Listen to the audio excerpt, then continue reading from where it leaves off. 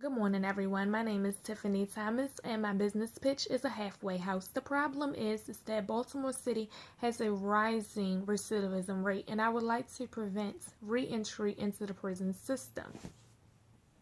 The solution that I am providing is education, employment, and teaching daily living skills.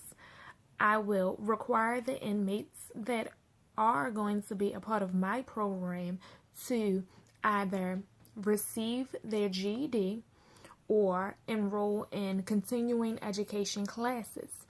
If they have their high school diploma, of course. For employment, I do know of companies that accept criminals with a background and have felony records, such as Amazon and FedEx, and I would also partner with a temp agency that is like the best one that is willing to take the inmates that I am working with, and they could find them temp to permanent jobs. In the state of Maryland, it is a requirement that you do pay a portion of the stay that you have at a halfway house.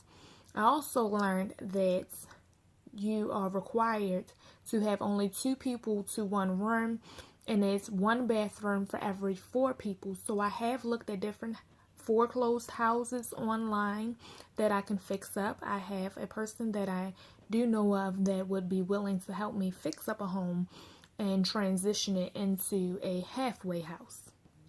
I have also further progressed with my business pitch as far as speaking with the Department of Health and Mental Hygiene, and they informed me that if I am not providing mental health for someone such as a psychiatric disability, that I do not have to have an extension on my license from the Department of Health and Mental Hygiene. I can go straight through to the Division of Labor and Licensing and Regulation.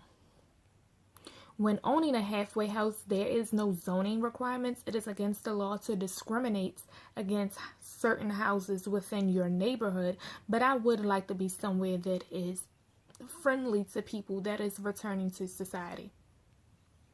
There are plenty houses in the state of Maryland that offer halfway housing, but not a lot of them are inmate directed. There's substance abuse and transition homes for the homeless and veterans and things of that nature. So I would be one of the few that is not the majority.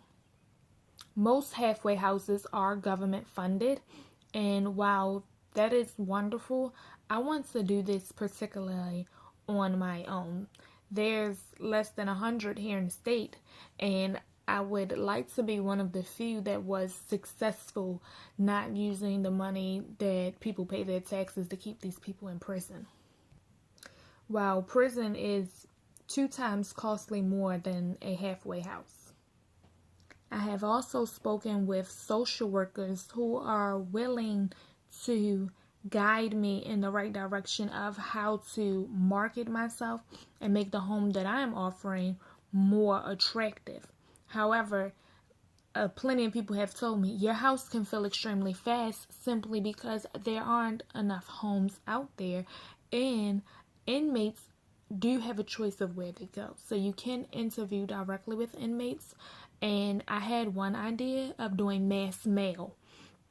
I know that lawyers, such as what I want to be in the future, have a system that when someone is arrested, you immediately receive in the mail a letter of the business that they have to offer to you, of what, like their business that they have to offer, their legal services. So I would set up a system such as that if an inmate is sentenced to a certain amount of time and they will eventually one day be mandatory paroled, or they will be released early, then they will get mass mail of the information that I have on a halfway house, because inmates can work with their social worker to move forward within their process.